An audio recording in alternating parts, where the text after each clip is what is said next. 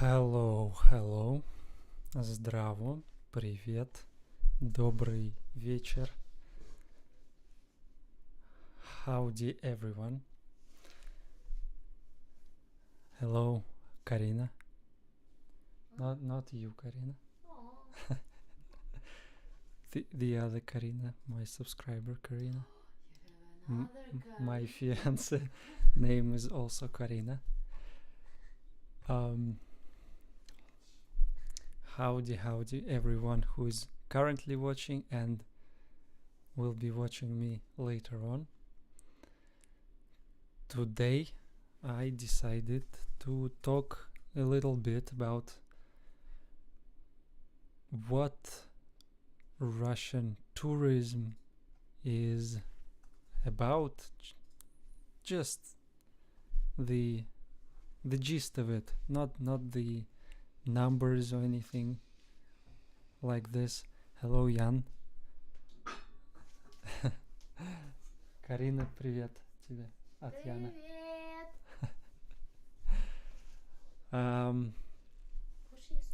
Howdy.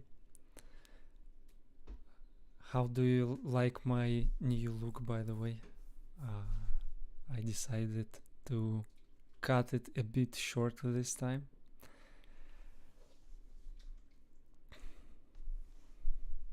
So Russian tourism is kinda a weird thing. I have done a bit of tourism myself, and of course there is a lot of it, a lot of kinds of tourism.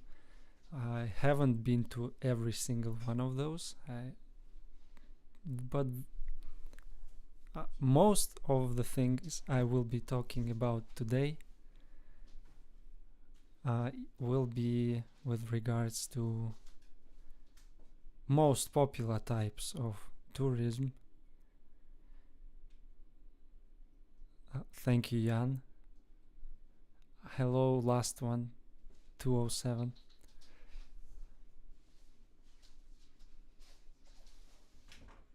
No, the hair stayed long, but the beard was cut a bit shorter. Thank you. Yes, so of course I will be talking about my perspective on this and my quite limited knowledge of this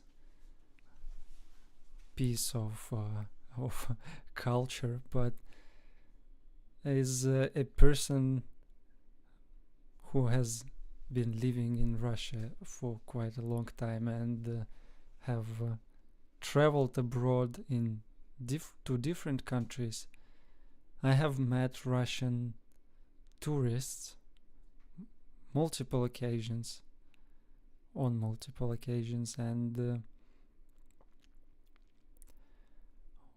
overall my experience was well, kinda clumsy, I don't know.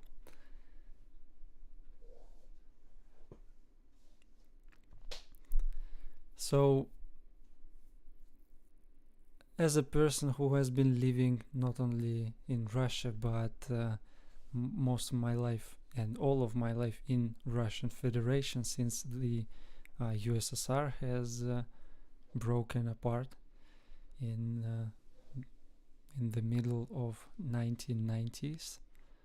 So Russian tourism before that, as far as I know, was quite stagnant. It was in a weird position. Not many people had an opportunity to travel across the country unless they had some work related what are they called, trips, or they might be someone of quite a high status back then, so they had quite a lot of choices and But most of the time, traveling was closely related with your work. And as far as I know, people cherished quite a bit these moments where they had an opportunity to move across this huge country of USSR back then. The other element of it that we all have to understand is that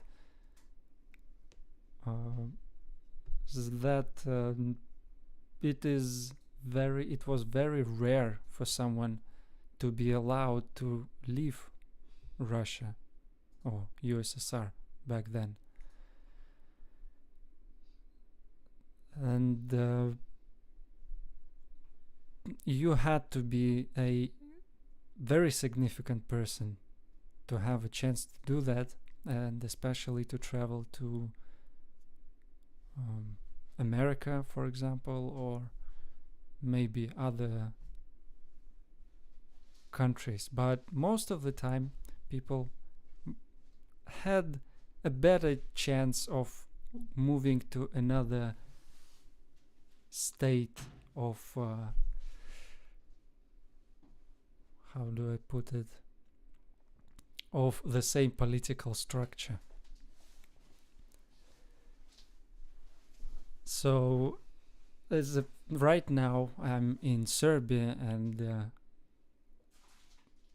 our host, for example, a person of almost 70 years of age, he has traveled at the times of Yugoslavia, which was a Soviet regime, had a Soviet regime back then, as well as USSR. They were quite close as friends. So moving to countries like, or going to countries like this for a week, maybe two, or maybe a month if you are lucky, was a huge deal. And this guy I'm talking about still remembers this time he was there in Moscow, in St. Petersburg, as does my grandmother, for example. But while we're talking mostly about my age, which is Russia, so once it all began, the new age, new opportunities started, and people of communist minds now had the chance to move somewhere new, somewhere interesting. So you would imagine they would go like crazy places, like all over the world, and like a dog that's chain was cut loose, they would rush upon this freedom. But it didn't really happen that much. People had during all this time they were developed as people who respected comfort with a very limited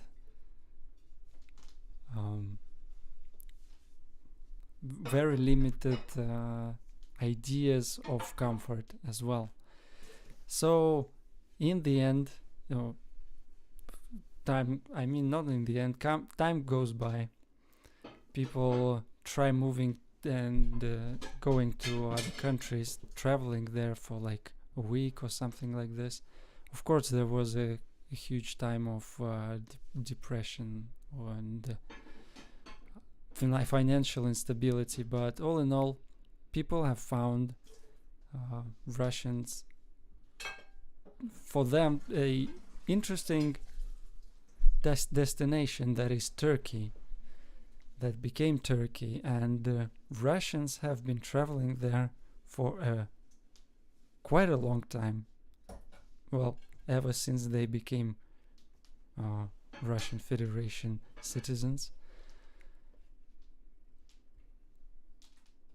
And how would I explain this? It's it became so common. Like every single person, I think, in entire country would have at least one friend or someone they've known who has traveled there at least one time. And quite a huge amount of like a slice of the population has been traveling there all the time, like every year. There is a setup in the minds of Russians that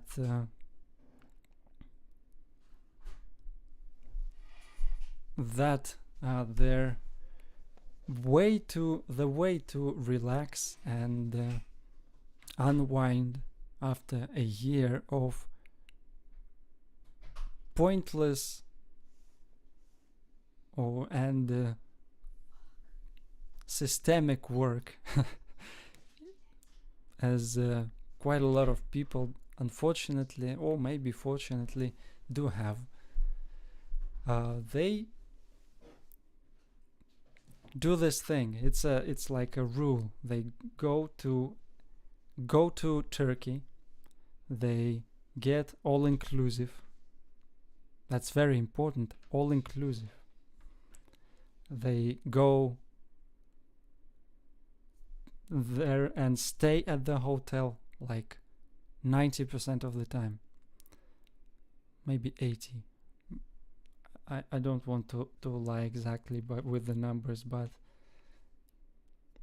then they're going, if they're going out, they're either going on the beach, which is the closest beach out there, like the closest beach. It doesn't matter the state of the beach, as long as it's in the near vicinity. Also, you would get, if you're going anywhere at all, like at least 1 kilometer away from the hotel with all inclusive, you would go there on a bus, on like a bus trip where you will go sightseeing and you would barely go outside of the bus, and a Russian spoken tourist guide would guide you all the way around. All in all, it doesn't sound as bad.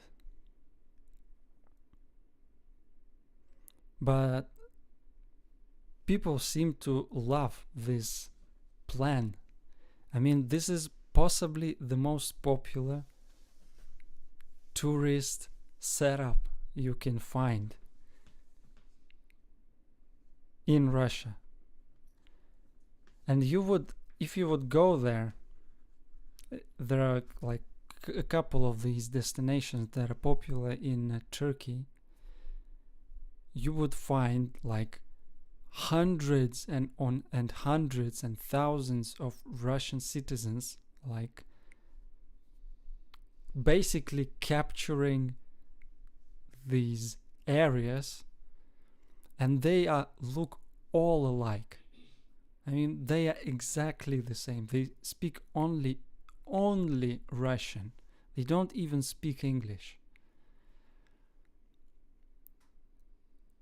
They exist in 3 of these places: in the hotel, on the closest beach, or in a bus. And they rotate through this over and over, again and again. The looks, the clothing of these people is alike. Like, the food they eat is another important. What do I mean?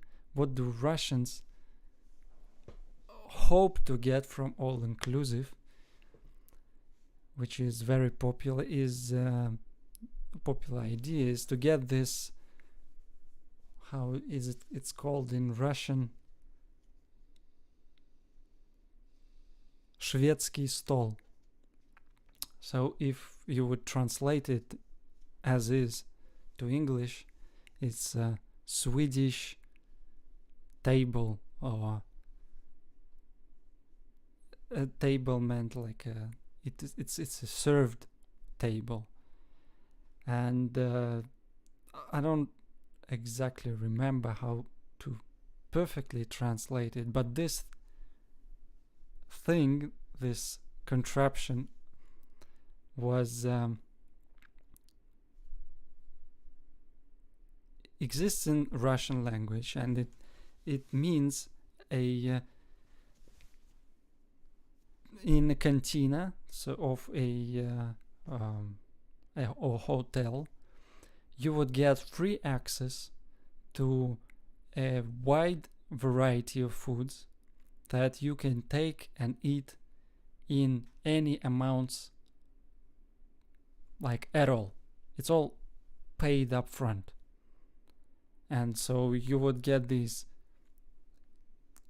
hours during which you are allowed to come in and do that.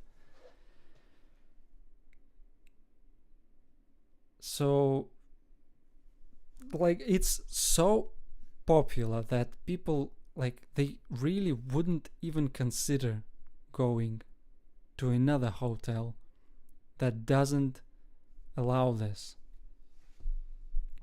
Yeah, buffet. All you can eat buffet. Yes, I guess it's yeah. But in Russia we have this special term for this.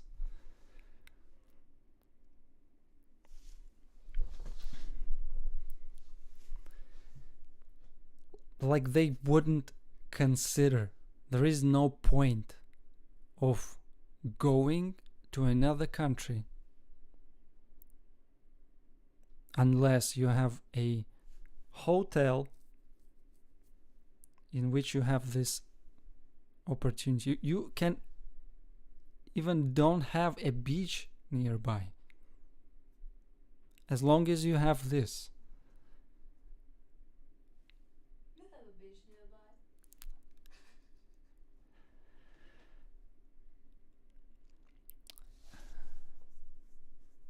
I don't know how to express this. And the people going there, they are in such a weird state of mind. They it's of course I'm maybe, how do I put it, I'm talking about my personal experience, but man, like, seeing this,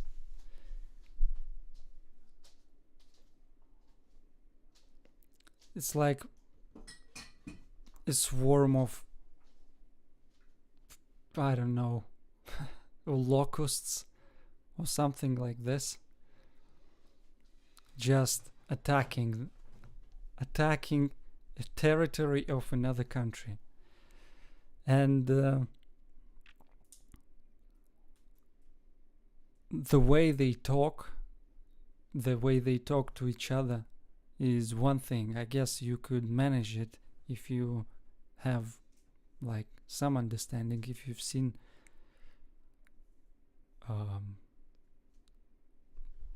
Russian people, like, talking to each other and stuff. And they are very quite intense, especially during these periods. It's like almost like a mating season without the mating.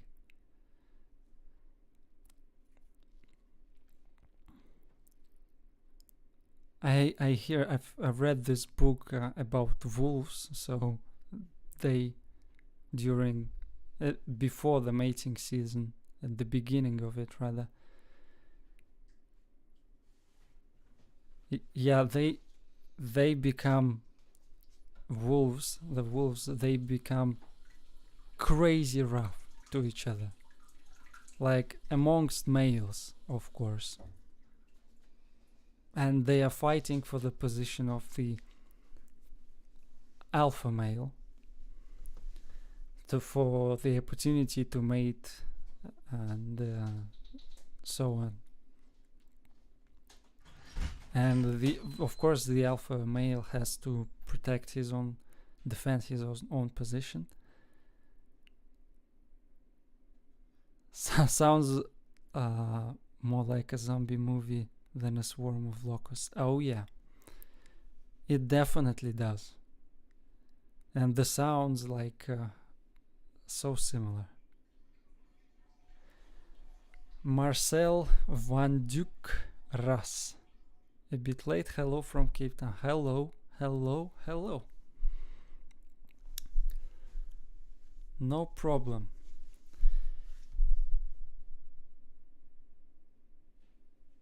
I mean, in the US, and I guess you have some imagination, or like have some idea of how Chinese tourists act, right?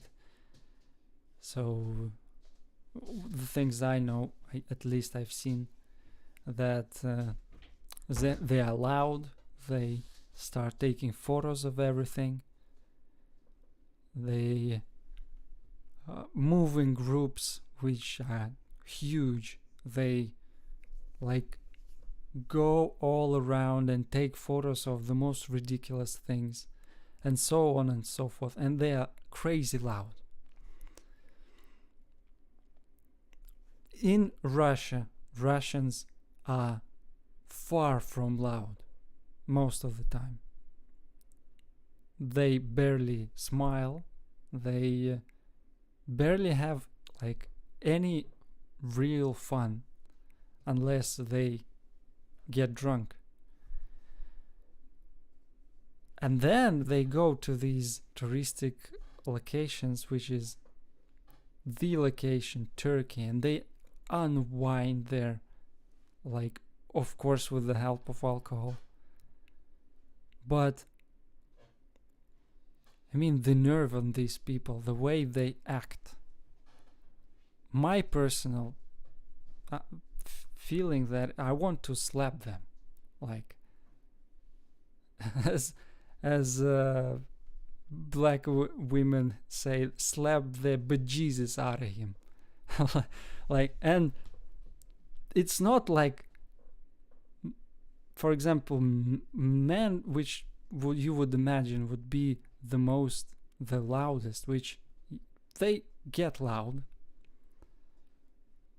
but it's quite common to see Russian women to be like very loud, especially, well, size matters. The biggest ones are like the loudest ones. I don't mean the highest in height, by height.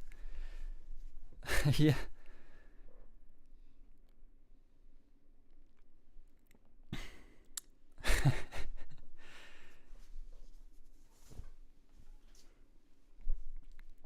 they I don't know how to, like, if anything goes wrong, they would like make the walls around them crumble and glass shatter, as if.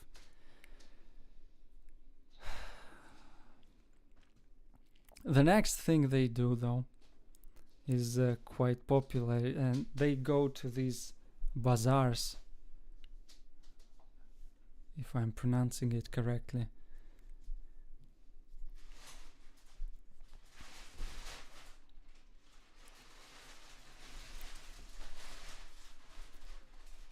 They stay at hotel, get drunk, and pass out.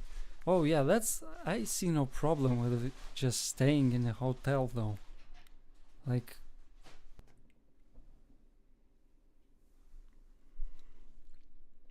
a little something something happened.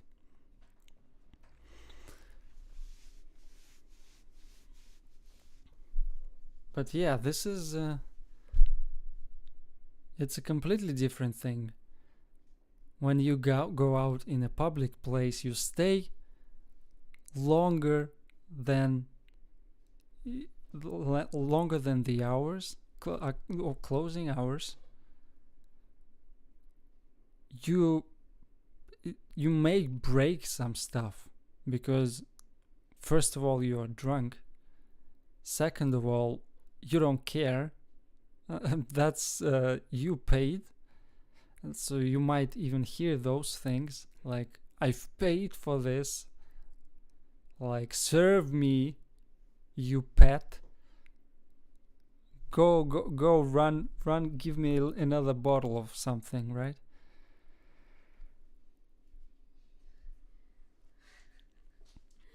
А потом они возвращаются в Россию и служат Путину. Yeah, as Karina is saying, and then they go back to Russia and serve Putin. Yeah, that's exactly what's happening. Like, people feel so miserable, like so crazily miserable. They stop caring about how they look from the other side. They stop caring about like how loud they speak, what they are saying, like how much they drank, like every single thing goes up. How much they eat, like it's a, I don't know, like ancient Rome or something like this. But in a bad way. Oh, there is a bad Like there is barely any culture in these people. Like orcs, you know, not like zombies, but like orcs that came straight from Mordor.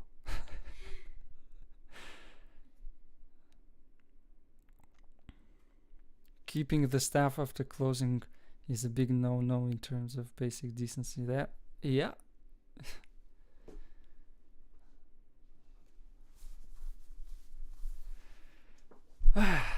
That's unfortunate truth. I mean, as long as I remember myself, I have been trying. The moment I hear Russian speech outside of Russia, I go, like, literally go the other direction. I wouldn't stay at a hotel or anything like this if I could. I wouldn't stay in the restaurant or cafe. I would literally get up and leave.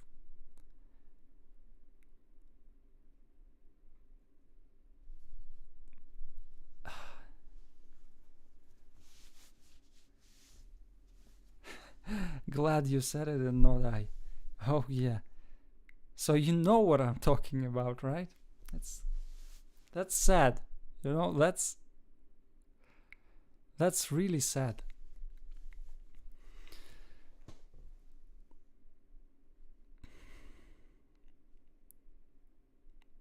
And so I'm not even talking about the whole political situation between Turkey and Russia, which has been very interesting to say, I guess, the least. It has been so back and forth, on and off, I don't know, love-hate relationship, I guess. So many things happening. So the basic facts are that Turkey is in NATO and Turkey is currently supporting Ukraine. But at the same time, like in 2022, there has been a meeting of Erdogan, the president of Turkey, and President Putin in Belgrade, if I remember correctly. So, and Belgrade is and was quite pro-Russian, way more than most of Europe and especially America is. So Turkey is like on the fence, and they have been back at that meeting. Erdogan was saying that Russia's position is correct in some ways. I guess I don't remember the exact things he said, but it's quite interesting. There's also the whole Syrian situation, conflict that they exchange back and forth with, and they help each other out and stuff. Yeah, and in 2016, I believe, as Jan is saying in the chat, that a Russian fighter jet was shot down by the Turkish defense air defense guns. It was it was an interesting moment, and Jan is saying that he thought World War III will about to kick off. It was an interesting moment, but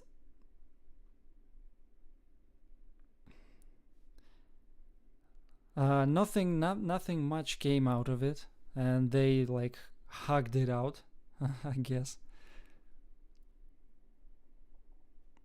Yeah,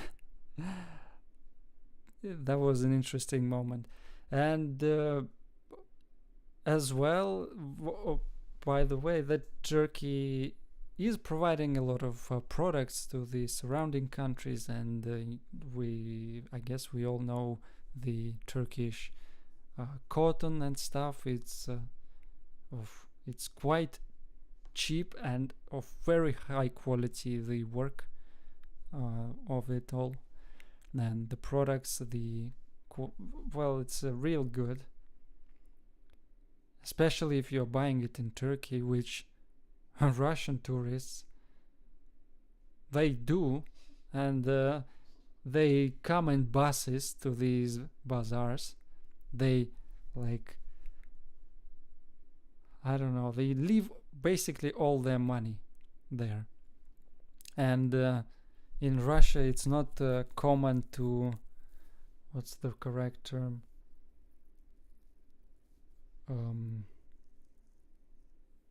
to haggle.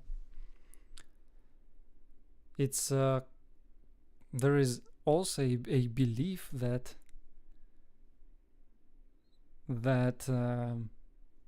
kind of like it's a non-verbal rule, in that if you haggle, like you're of a lower person or something like this. It's so now in online marketplaces and such, it's common in Russia to ask a question whether haggling is okay.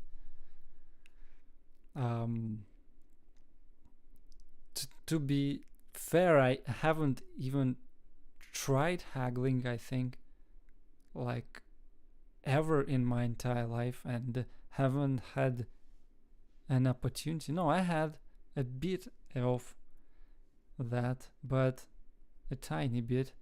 Once I've traveled to India, there was no choice but to haggle, because you would get like ripped off crazy. And then I've went, I think afterwards I went to Turkey and tried haggling there, and after India it went like so well, like it was going too well, I would say. But not the first time. The first time I got actually kicked out of a shop. But anyway, Um, so people in Russia rarely haggle, and Turkish salesmen,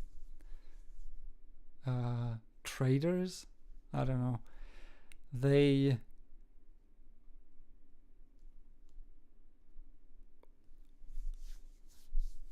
um, they go to these bazaars and marketplaces and so on, and they would buy stuff almost at the first price people say. So Russian tourists is like a funnel, money funnel for Turkey, and it has been this way for at least 20 years.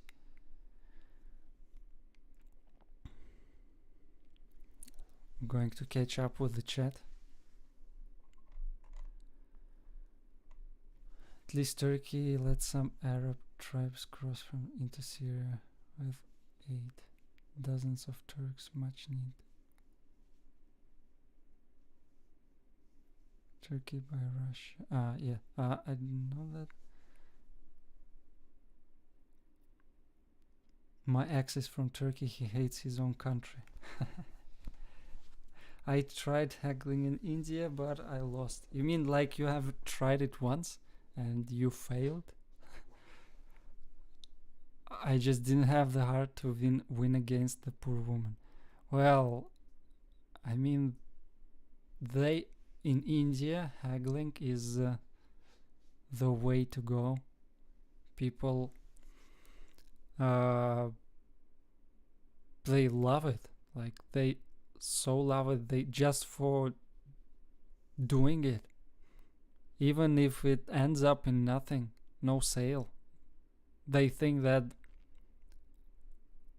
it was a good day if you had a good back and forth haggle.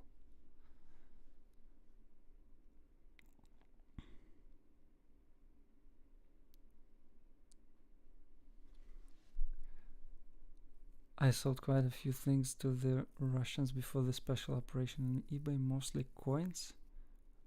I have my Rus dog hair socks on right now. Oh yeah, I know this. These are very common, and I think they are back from the USSR or maybe even before that, but in USSR you couldn't really buy much, so you had to make like as anything, almost everything you should or could or would need to make. For example, my mother was not like into but sewing, and she made coats and a coat, I think, or 2 coats for herself and my father, and a couple of other like stuff, like everyday stuff that they would wear. And we had a dog, but that was already during Russian Federation, so we would use its hair, which was so much. It's a German shepherd, I think. It's the correct term. German, no, Caucasian. I don't know how to translate it properly, but anyway, it's not the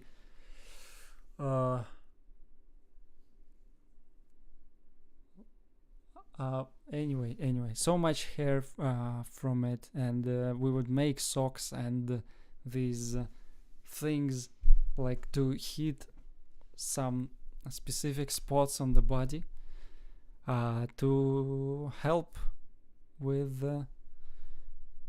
restoration of immune restoration in this spot.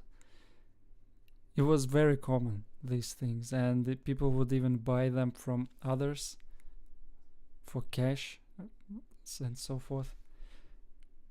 Russians make the best socks. Yeah, Valenki is another one type that it's very Russian, I guess. These you would make it from very hard pressed wool, and they are so stiff that you can actually wear them during the cold times without anything else, like just I mean on the leg, no rubber. What's the bottom part of the boot? Just this thing, just the Valenak. They are still sold quite commonly, and they are very good at keeping warmth. Traitors.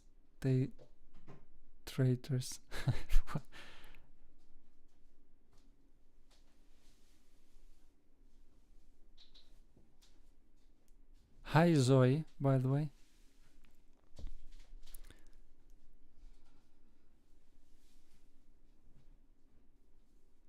So I'll haggle to the death next time. Yeah. It's so interesting, by the way, that there is like a stop for me as a Russian person to do that, and it's very common all over the Western world, but all the other parts, it's very common, and people would think you to be like weak or dumb. I don't know, or something like this if you don't haggle.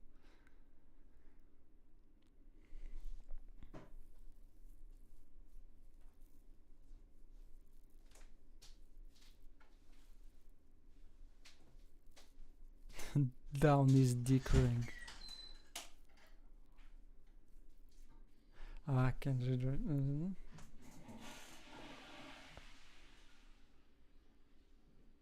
it. Fair price and deal.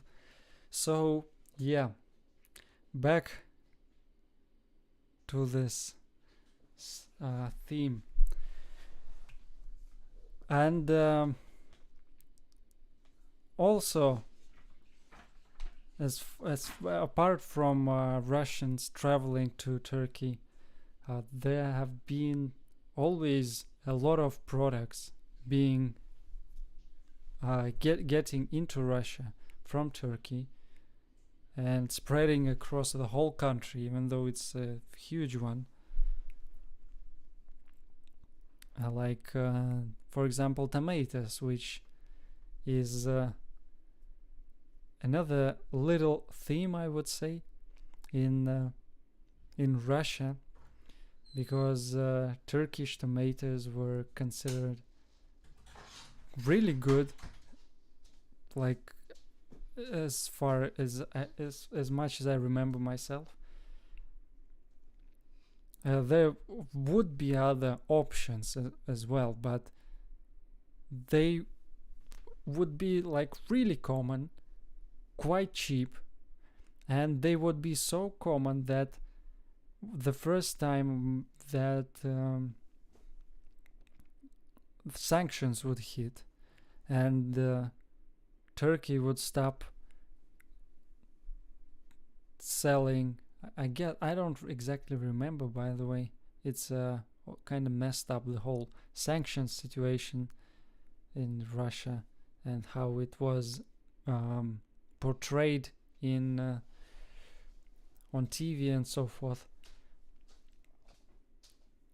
The moment they would stop pushing their tomatoes to Russia, there would be like almost none tomatoes in Moscow, for example, is where I've been. Like literally barely any tomatoes, and the ones that would be, they are still like horrible most of the time. You would have to buy them almost 3 times or 4 times more in terms of price than in the times when Turkey would sell them.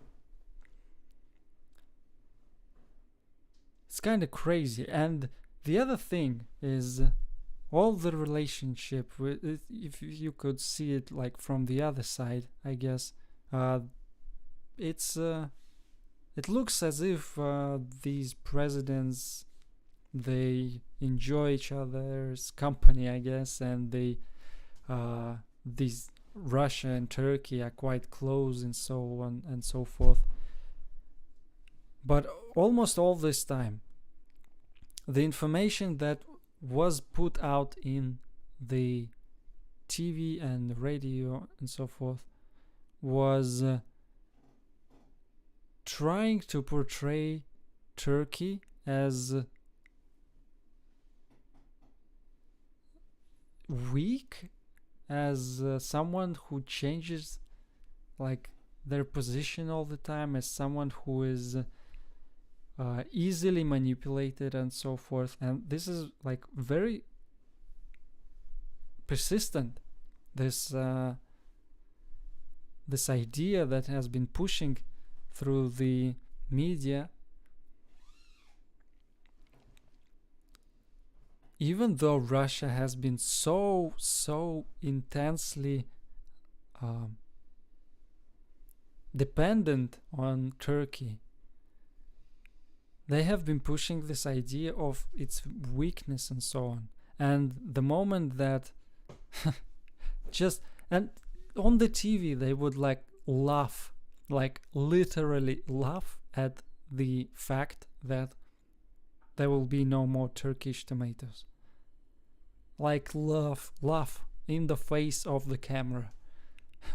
And it's a real, like a collapse, as if like it wasn't this singular items that stopped coming into Russia from Turkey. There were like quite a lot of everyday as if products, but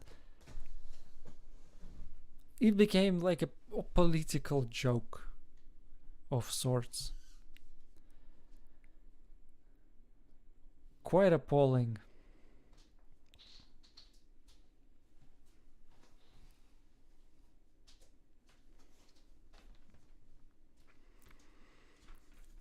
And as I was saying about the sanctions, the thing about sanctions was and has been in Russia the way that I guess you might have heard it, but still there are multiple two sides at least. So the other world and Russia, and they would exchange sanctions back to each other, right? But it's not told on the media. It's portrayed as if all of the things, like I'm pretty sure with cheese, for example, that during the second wave of sanctions, I believe, stopped coming into Russia, it was said that it was the other world, the other countries that said no to the cheese market in Russia. But apparently it was Russia who declined taking in the cheese. And in the media it was said that look what they're doing, like they are trying to starve us or something. But that's another tomato joke for them. They would say like, who needs your cheese? We can make you our own cheese.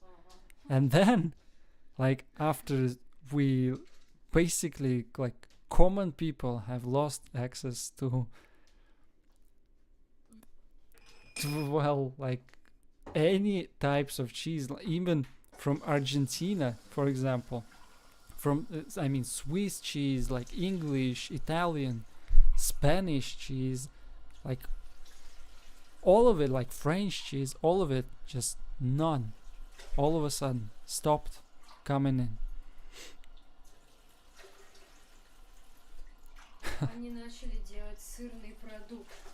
And yeah, and it became quite common to make this cheese product, which is a, they would call it, which is a product that looks like cheese, which is, well, it contains ingredients of a cheese, but apart from that, it has about 10 to 15 other ingredients, which would be vegetable fats and other stuff, like literally stuff they would put into it, like coloring, like I don't remember what the stuff that preservatives and, well, the thing that changes the structure of the product to make it look more consumer-like, consumable, I guess, consumable.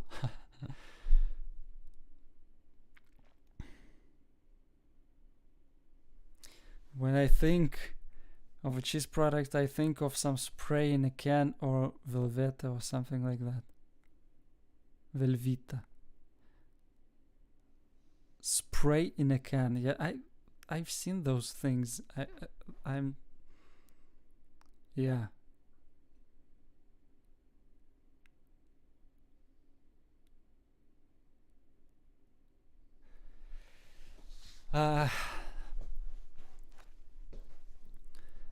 And there have been, how much? I don't know.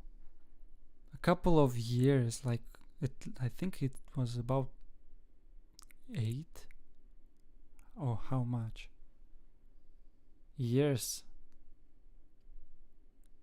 since it all the cheese story began. It was, it hit me in the heart, like right here, the fact that I couldn't get quality cheese that is, it says it's cheese, and you would read like milk or cream maybe, and salt and Rene, right?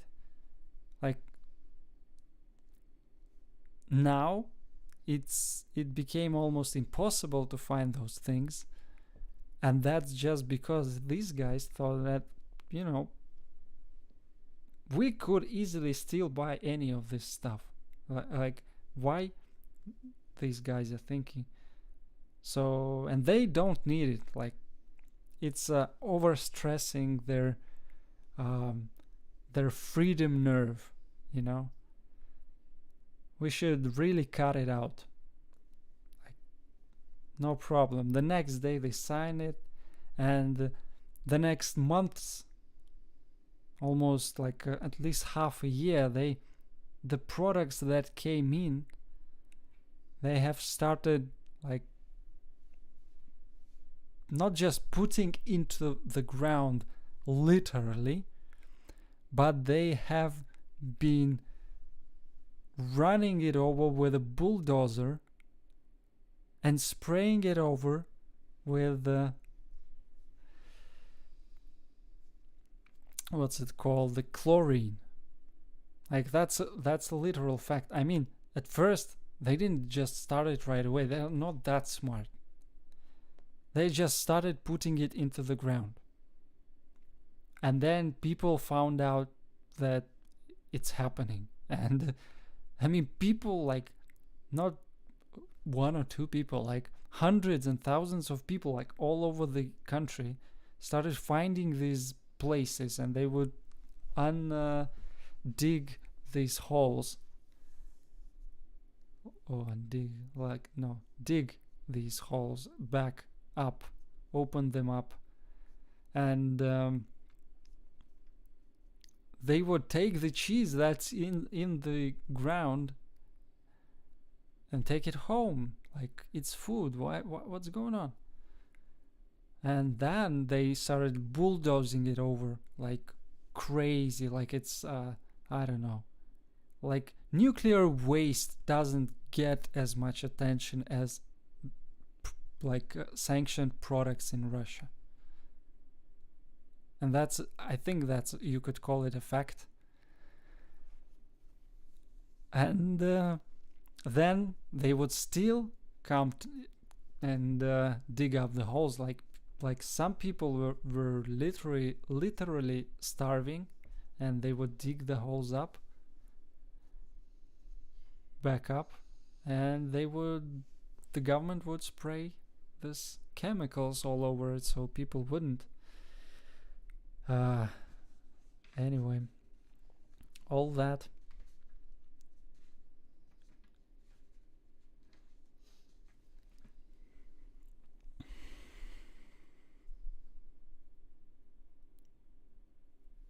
I'm going to catch up with the chat.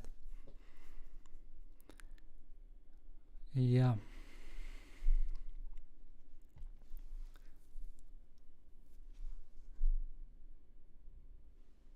You can roll it in dirt and I will still eat it.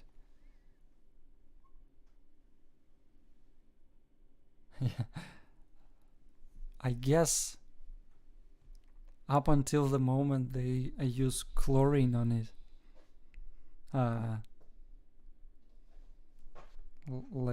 So many Russians would be on the same page with you. I love cheese.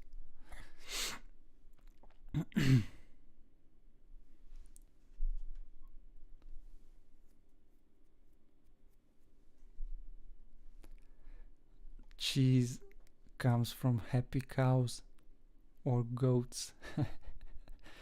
That's true. That's true. Nice toasted tomato and cheese sandwich. Oh, no. Stop it.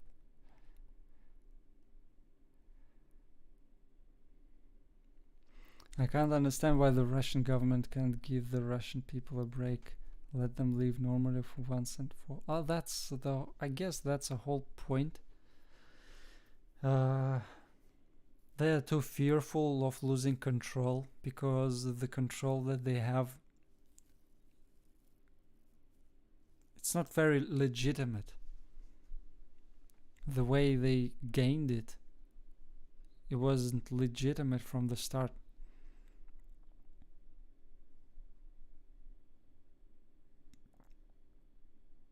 Not really, not like even 50%.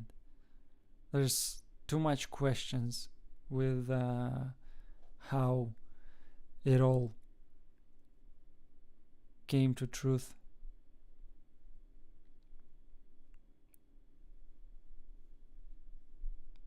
And all in all, like, what's the problem? The sanctions and stuff. Yeah. So what? Like, these people have billions of dollars. Like, literally. They don't care. They could buy. So what that they would need to buy stuff like 2 times the cost? It's not like they eat way more than anyone. They have a quite limited amount of storage in their bodies. So if they would buy the food 10 times, they wouldn't feel a thing.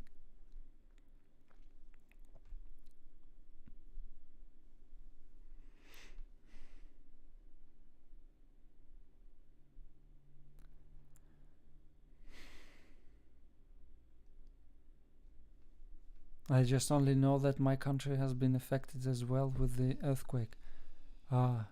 Robert, hi, you are from Balkans somewhere. I don't remember exactly where you're from.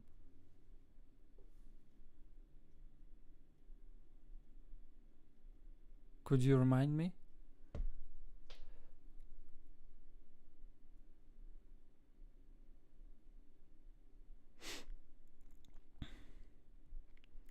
Yeah, about the earthquake, I have seen a video from crazy Russian Sergey, was it?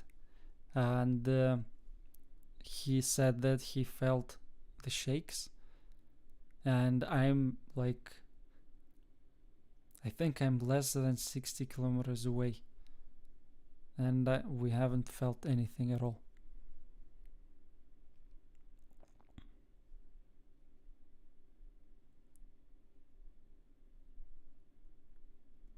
Ah, Romania, is it?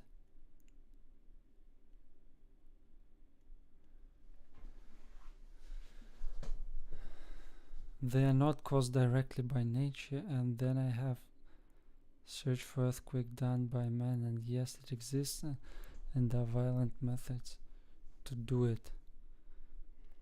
I mean, yeah, like huge bombs in specific places, you could potentially crack something, but that's a lot of work. I don't think that the timing is too strange for all of this. I mean, it's maybe for America to cover up the fact that they exploded the whole Nord Stream thing, but that's it's the timing is too perfect for it, and the technology is too crazy, and too much at the same time.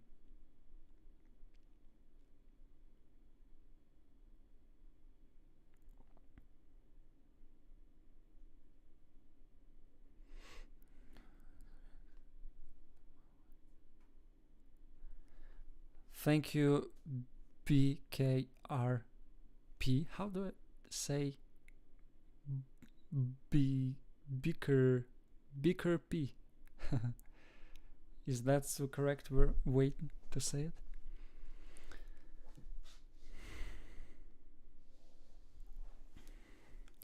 You mean things like harp, Robert? Also.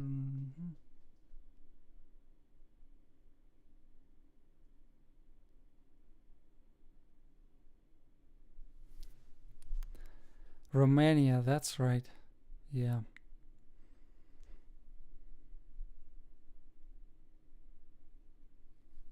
Five? Like 5? Seriously? Alien land. But our planet is pretty alien if we think about it. Like, of course, when we live in big cities and such, we barely feel it all, but we are just scratching the surface, literally, in many ways, of everything we know about our planet and how it works. And sometimes we win, and quite often, I guess, we go backwards in our knowledge. But of course, now we have internet and stuff and artificial intelligence. I hope it will all some way will help us to systemize all the knowledge we have. It's an exciting, interesting time we live in, and it could go any way.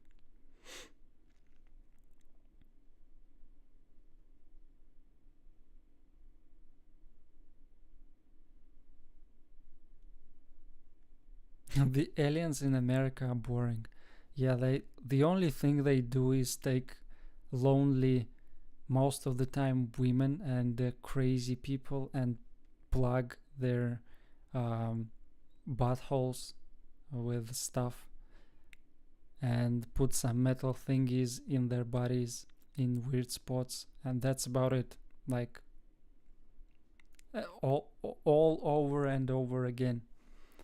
and even some people do it, get it like a couple of times at the same time. It's like really boring. Like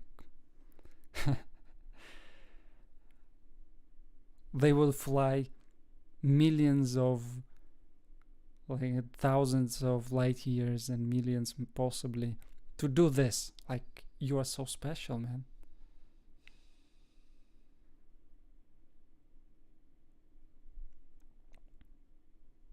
No one knows for sure what happened to Nord Stream. People are writing speculative stories. Yeah, I haven't read like any a real study about it or anything like this.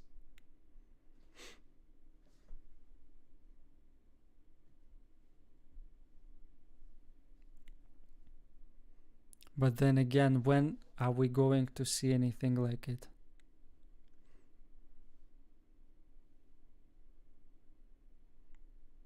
They do the same with the eruptions for Jakarta, Hawaii.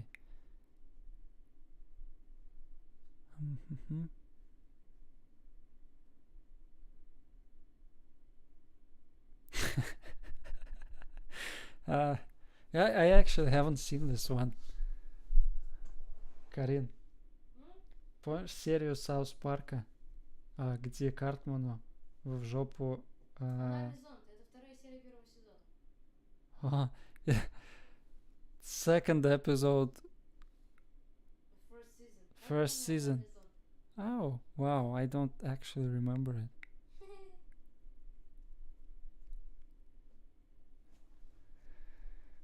The cosmos is void of much life. I think they can smell us a light year away. Yeah. Yeah, that's definitely true. It's not, I guess it's a very strange place, planet Earth. And if we will ever see them, how would we know that they, like, who they are? Like, they shouldn't be humanoid and such. Unless we are talking about some great conspiracy of aliens and humans evolving from the same species, and their ancestor has traveled here to leave their DNA and such here. But wow, it's too complicated once again. How is the situation in Russia? Well, I guess you might have heard about the recent news that men that are returning to Russia that have been there for almost half a year, at least about half a year and more, a bit more. They are being, what's the correct term, detained for a couple of hours and at times, and so on and so forth. It's interesting. All of this is interesting, and I have the same feeling for quite a long while as inside Konstantin from Inside Russia is saying that they are rebuilding USSR in a way. A lot of things are being done, but I guess the new technology is being used for that. The progress is way faster and better when you have such technology. It's amazing. Like, all the information, everything you say and do, and all the transactions and so on and so forth, like, you could control everything. And China has proven it, that it's possible, even though many things are happening inside China that we wouldn't hear about.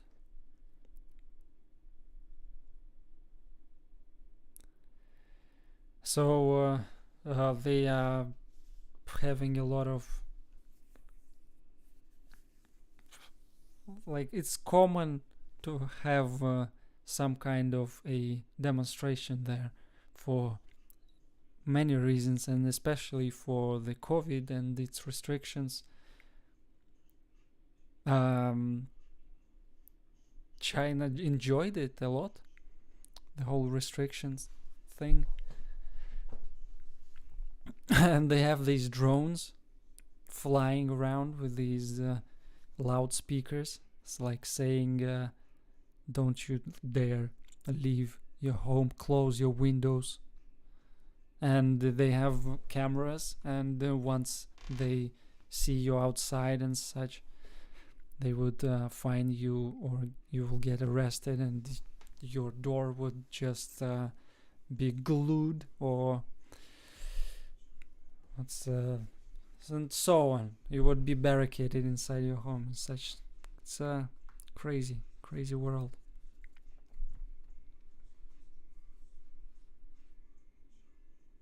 Yeah, Ian, that's the exact thing I'm saying. The About aliens, right? Like, they could be like literally almost anything.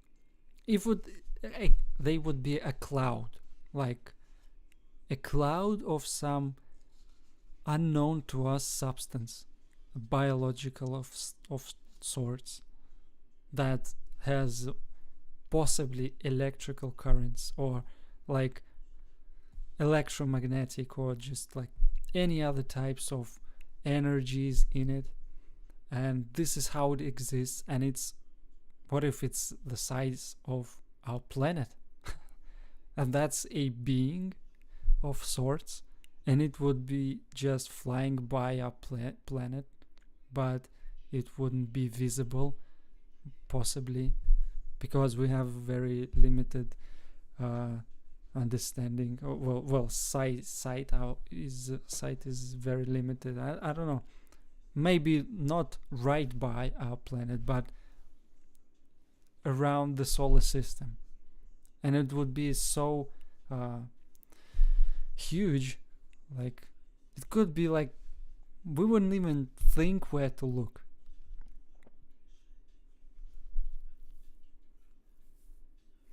And animals on our world, like insects and sea creatures, are so interesting and crazy. Like these octopuses are apparently very smart, like very smart. They play games with humans. They could play hide and seek and stuff. And how long have we known that? Like 5 years, 10 years? We know nothing.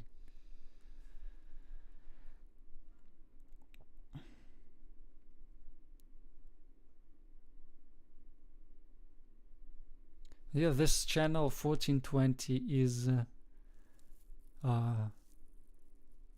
very, very interesting. This I have watched maybe 10 of his videos, and unfortunately I can't take much more. Maybe I'll watch one like in half a year or something like this. It's too much for me.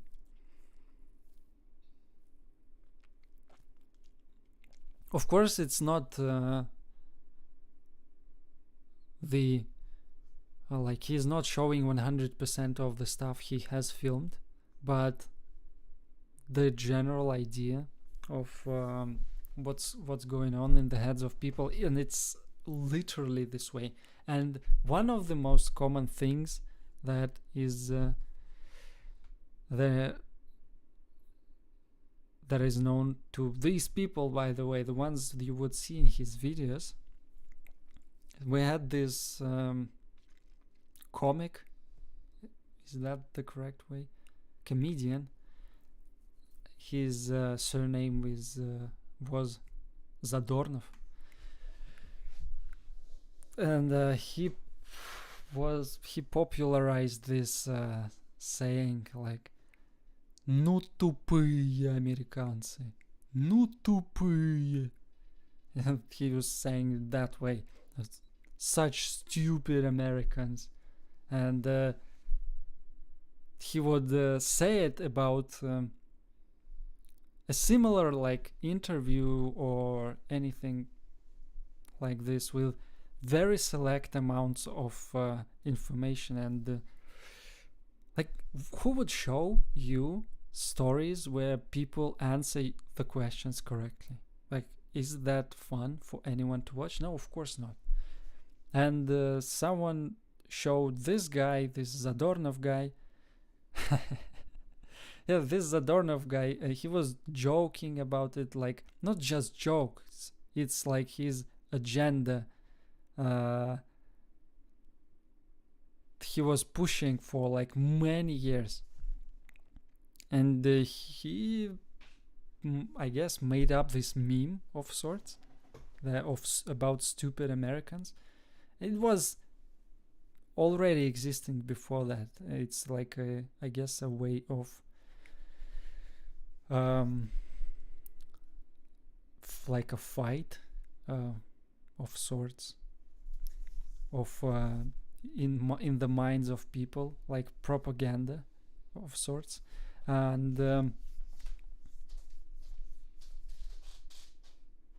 I can't eat baby octopuses anymore. I know, right?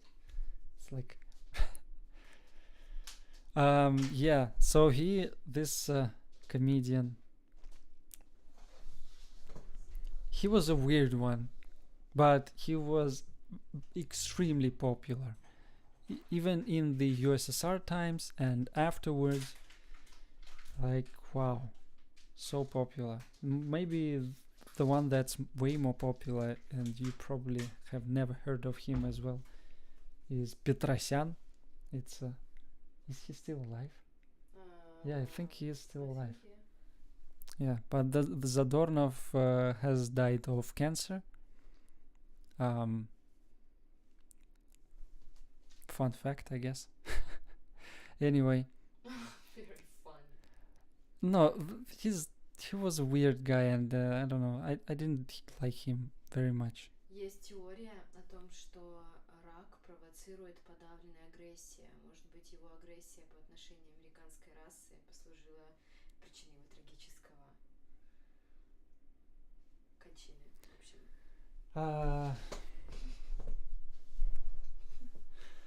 Yeah. Anyway. I'm just trying to clean myself.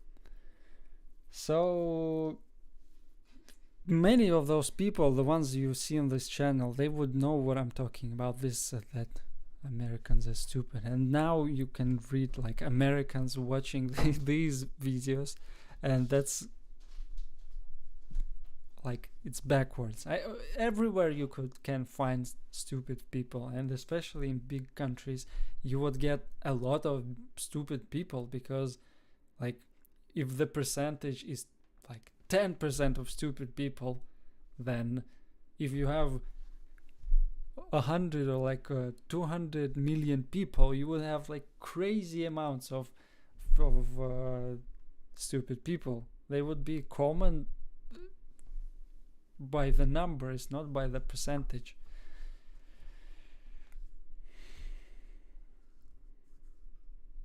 I say a prayer for his soul, even though he thinks I'm stupid.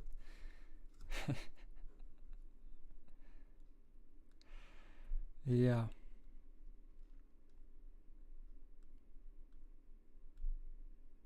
Hot dog costs $3. Pork meat almost $20 per kilo.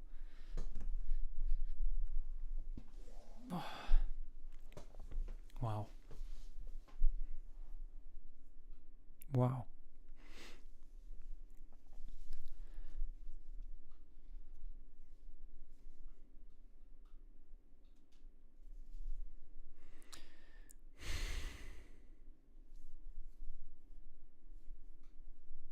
I have to become vegetarian. The guilt is killing me.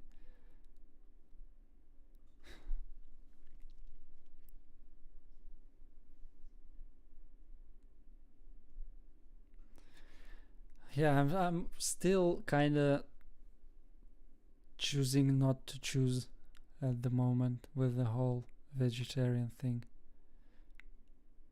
I mean,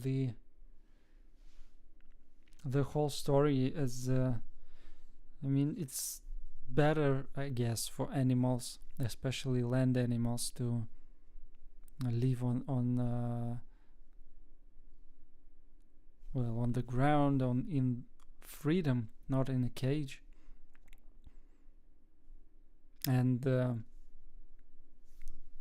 even if you would think like basically, if you would taste an animal that's free roaming, and the ones that it's in a that is in a cage, the free roaming one would taste better.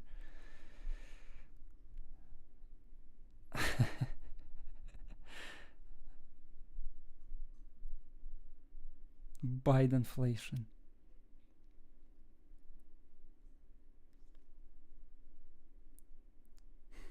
This guy.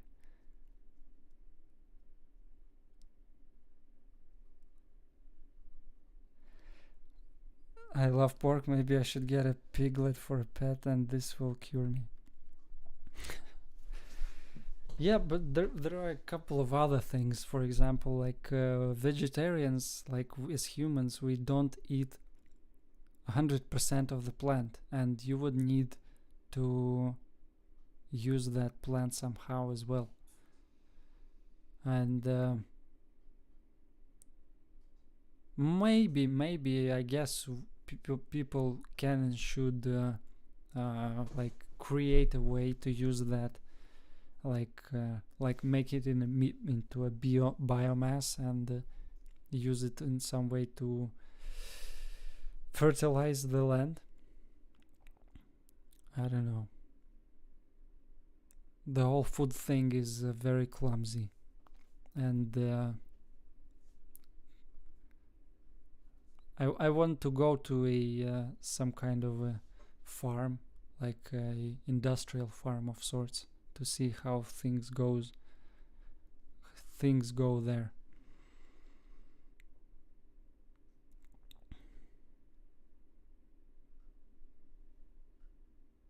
I mean, just to see how things go there, just to understand how bad things are really. And I don't know. We'll sort this out. I think they're pretty bad, though, what people are using on the ground and such. Feed the pigs. Yeah, this is very common, that if it's if it's done the right way, this stuff that we don't eat, it goes to the pigs, and so then we eat the pigs, I guess. Anyway, have you studied about the plant protein versus animal protein? If not, then go study and learn before too late later. I heard that the animal and plant protein, they like animal protein digests way better than plant protein, and like a lot of it doesn't digest of the plant type. It goes as if right through, but bruise inside us a bit.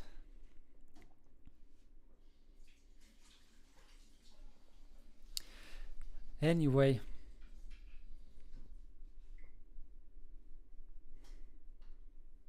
I remember 15 or 20 years ago the government was destroying seeds by spraying the fields so the seeds would not grow the next season. What?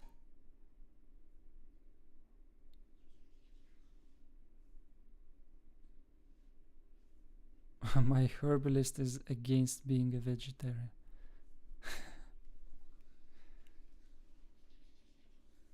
Is it because he is in love with plants and he understands them?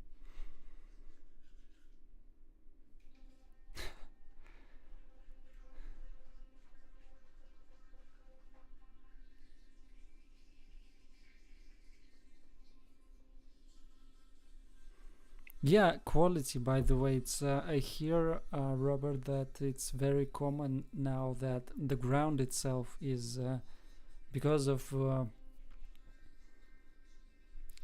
well, basically people not respecting the earth, the soil as much as they should. It's used, overused, and overused again, and you would get a plant like a, I don't know, a tomato, for example, but it looks like a tomato. It may even smell like a tomato, but you taste it and it's like nothing, it's water. So they add some chemicals into the ground, but the chemicals are very the understanding is still so limited that it's still not getting all the nutrients it should into the vegetables and so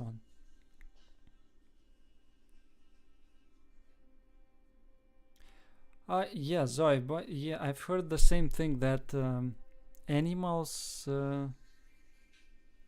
should be grass fed, like cows, for example. They have some malfunction in their body when they eat like anything else, like anything but the grass. So but it's slower. The accumulation of fat and mass is slower, so it costs way more to buy every single piece of that.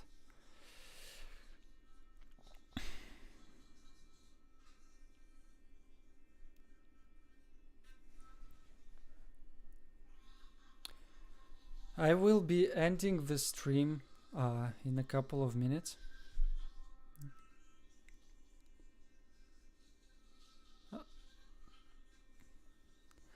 So if you have anything to say or ask. Wagyu. As far as I know, by the way, Wagyu is a very weird meat. In a way that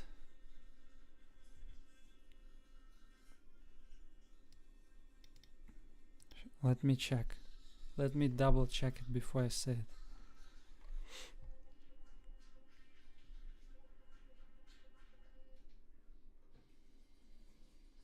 Several areas of Japan Wagyu beef is shipped carrying area names.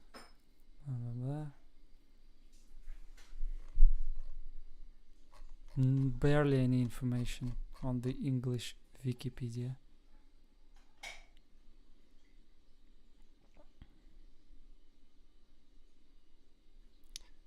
I don't know what maybe I'm mixing some stuff up. I've heard there is a way of growing cattle in a way that it's being stringed by its legs its whole life, basically never touching the ground, so they feed it all this time, and it would get these like a lot of the fat inside the muscle strains because of that, because they don't really use its body. I'm pretty sure it was about Wagyu meat.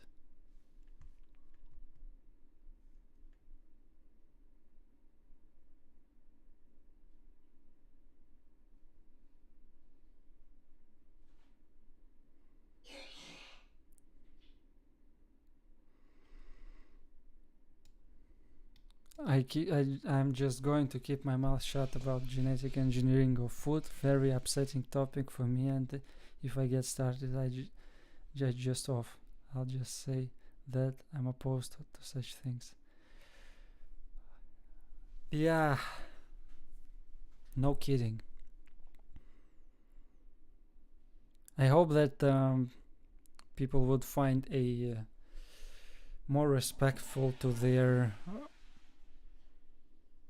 ancestors, like not 50 or 100 years ago ancestors, but thousands of years ago ancestors with the current technology, to live with the earth and as well use the knowledge we've gained through all this time.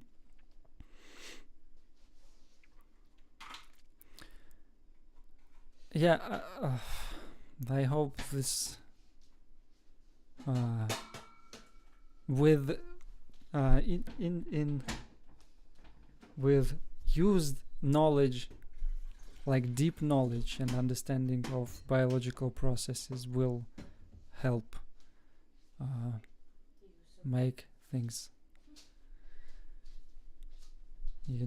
respectful, and will make using these kind of barbaric things obsolete.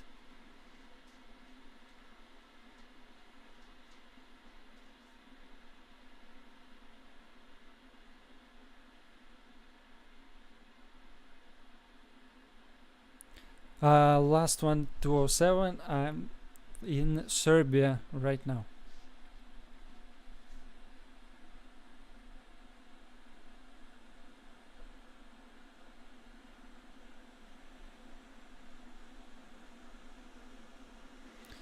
I have no idea. I will check, Jan, about Wagyu, if it's pronounced correctly this way. And I guess I will get back to this idea.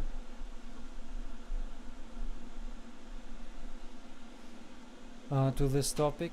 It's I have no knowledge about it. I have never tasted it. I've only heard about it, and I've worked with meat quite a lot. I started my career, as I thought, in cooking in a burger joint, but it's not like McDonald's. It was I truly believed, like really believed, I have very specific tastes in food, that it is possibly the best, it was the best place to get burgers in Russia, like all of Russia. Marbled, that's the word. Yeah, and we were making burgers of 180 grams of meat, so they would be like this size and this fat, and it was marbled meat was used to make those, and afterwards I was cooking steaks and so forth. Then I worked in a place where we were using like a very interesting, I guess, guy. I was already getting fed up. I was almost a year in a burger joint, and I was getting fed up with the smell of meat frying. And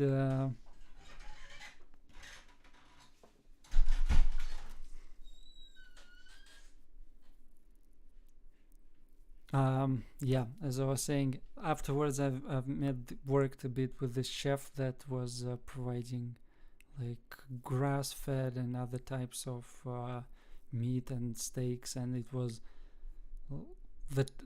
a tasting. I was cooking like 5 or 7, I think it was something like 7 types of meat of different ages and different cuts, and different feeding cycles, I guess, of the beef. So it was interesting. Grass-fed steak was there, and I could actually taste the difference. It was very high-end kitchen stuff happening there. I had a lot of fun, but still haven't tasted Wagyu.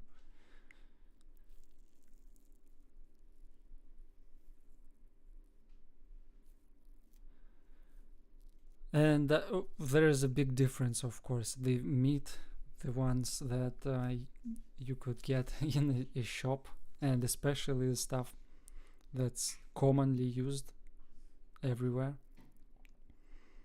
it's a way different thing, of course, than something like this that's treated with respect.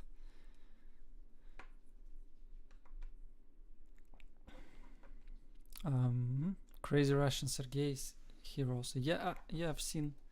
I haven't contacted him yet, I guess, but we'll see. Okay, I will be ending the stream. Thank you everybody for visiting. I'm happy to see you. Some of you for the first time on my stream, like on my channel, so welcome. And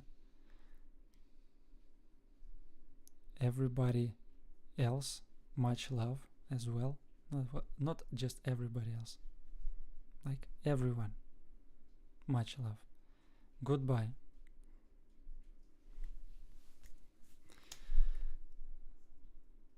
Thank you. Mrs. Hippie, hi. Oh, hello. I hope you didn't just join. Thank you, Robert, you too.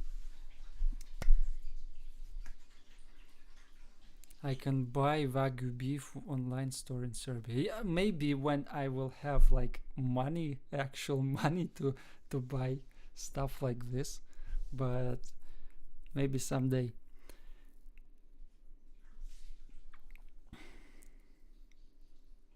Thank you, everybody. Bye. Much love. Good night. Good morning to those in Australia. Is it like morning in no, it's midday, I think, in America, right? Bye. Ciao, до свидания.